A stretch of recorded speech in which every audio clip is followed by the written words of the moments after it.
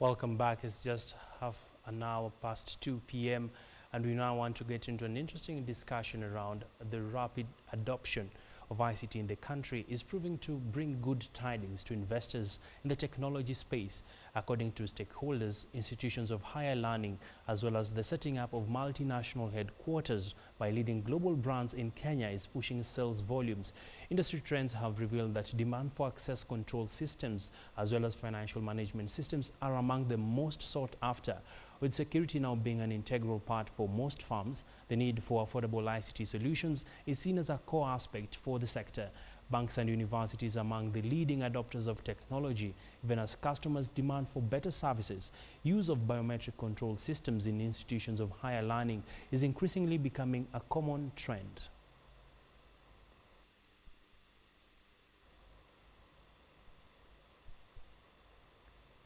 Speaking about understanding biometric systems, we are now joined by John Okach, who is the product manager at System One. Many thanks for coming. Pleasure, Abby. Nice to have you this afternoon. Yes. And of course, we've seen a lot of people being interested when it comes to ICT gadgets, companies, institutions of higher learning. Tell us about what System One is doing. Generally, System One is a software development company. Basically, when you talk about the biometric, we actually get the gadgets when they don't have softwares. We develop softwares for them. Now, this was actually initiated we've been developing a lot of software for learning institutions. Yes. Basically, in the past, we've developed some software for places like Mount Kenya University. Yeah. Has been our client. Even though initially we were not called System One, it was eCatchware software solution. Okay. So this System One was incorporated 2 years ago. Okay. We've also had other clients like Technical University of Mombasa. Yeah. We have Rift Valley Technical Training. Yeah. And actually with the biometric, currently we are at the fourth institution Okay. who have implemented this biometric. And basically, how did we came up with this biometric system? Yeah. Initially, we have been dealing, actually before the card system, we were using barcodes. Yeah. At least barcodes embedded on an ID or printed in ID, which we were using to identify students. Unfortunately, these students and staff were a bit smart. So there are a lot of people imitating and a problem with the barcode. Yeah. So we end up into a smart card. And this smart card, the problem we had, which is currently is a major problem, and that's why we actually venture into biometric fully. Okay. You are aware, Abby, Yeah. we are kind of currently a nation of cards. Yeah. Everywhere, name it, go to the train, Yeah. they ask for a card. Yeah. Go to, I think there was some rules that Matatus, yeah. need to use cards. Correct. Bank cards. So the cards, and in fact, all the supermarkets I ever go to shop, after shopping, they'll ask me whether I have a smart card. So I don't know where we will carry all these smart cards. There are a lot of smart cards. That's true. Now, one of the problem or challenge with the smart cards, I know you are a tech savvy, and probably you must be in Facebook, you must be in Twitter and the rest. Yeah. And I'm assuming all these you require password, is it? Yeah. So imagine you are carrying this, your head must carry password for Facebook, password for all these pins I've talked about. Oh, yes. And you are like, now, in fact, I always have a problem with my bank because I have like 4 cards. Yeah. Same bank, Yeah. but 4 cards, different pins. Yeah. Now, when you go to the bank, you have to master all these pins. Yeah. Unfortunately, I'm poor at mastering pins. And you're not alone. It's true, it's true. Because even numbers, for example, mobile number, I think I only know mine and my wife. I don't know any other. Okay. I have to refer. Yeah. So we are like, now, if we have a solution where you don't need to carry, you don't need to remember PIN, you don't need to remember password. Yeah. And other than that, if you can remember the places, because initially it was purely for identification, Yeah. but we end up engaging it a lot on security. Okay. Why? Because the US soldier, they are currently using a kit known as jump kit. This jump kit is helping them to know how to identify terrorists. And in fact, I know, for example, if you can remember the Westgate attack, Yeah. We will see them on TV, we'll see the guys really going there with guns, but up to date, I don't know whether anyone knows about them. Who are they? Yeah. So our solution, we decided, like the institutions we talked about, Yeah. we've installed them in a way. Before you enter into the compound, Yeah. you have to be identified. Yeah. So we'll actually know people who actually access this premise. Interesting. Yes. I can see you came with a number of gadgets here on the table. Yes, yes. I don't know if our cameraman can get a shot of them, Yes, but yes. just tell us a little bit more about this kind of gadgets and how important are they in terms of improving efficiencies in institutions, and is there a cost saving to it? Very much, very much when it comes to cost saving. I'll start with this big one. Yeah. Generally, we have a solution. We have an ERP for institutions.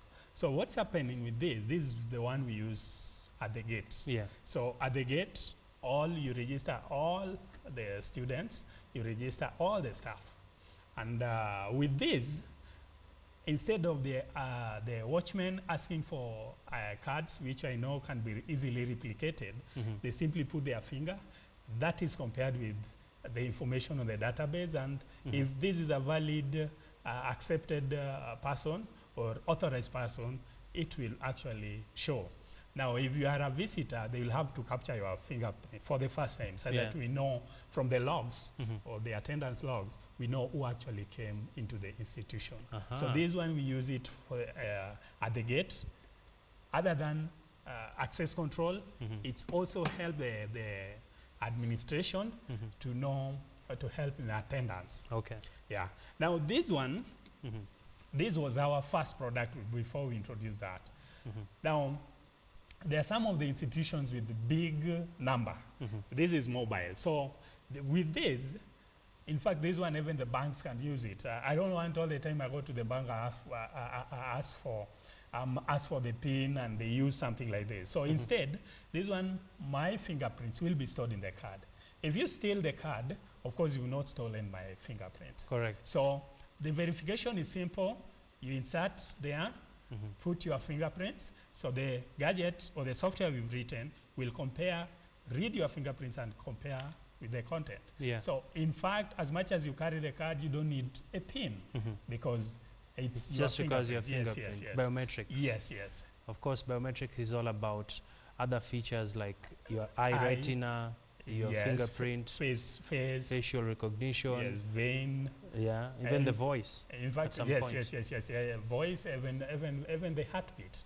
It's part. Yes, even the heartbeat. Yes, yes. That one I didn't know. Yeah, there's a new study. Actually, my heartbeat is not. Go and search that. Yeah. My heartbeat is not the same as your heartbeat. Interesting. Yes, yes. And maybe Okach, looking at this kind of products that you have ventured into, how is the market? How are people embracing your products? It's within the last 2 years, because like I told you, last year we had like 2 clients. Probably I'll just mention one of the clients who are actually very interesting.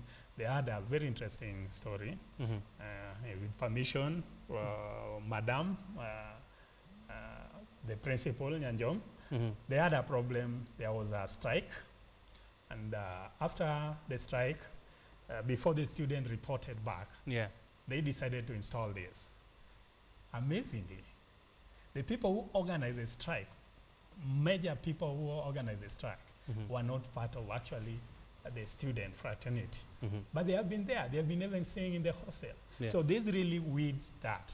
So we've had a number of people getting into this, including Rift Valley, which actually currently are using this product to identify or to control to know the actual student and the people who are actually visiting the place. Okay. Yes, yes. And apart from these products, what other security services can investors look into within the security sector?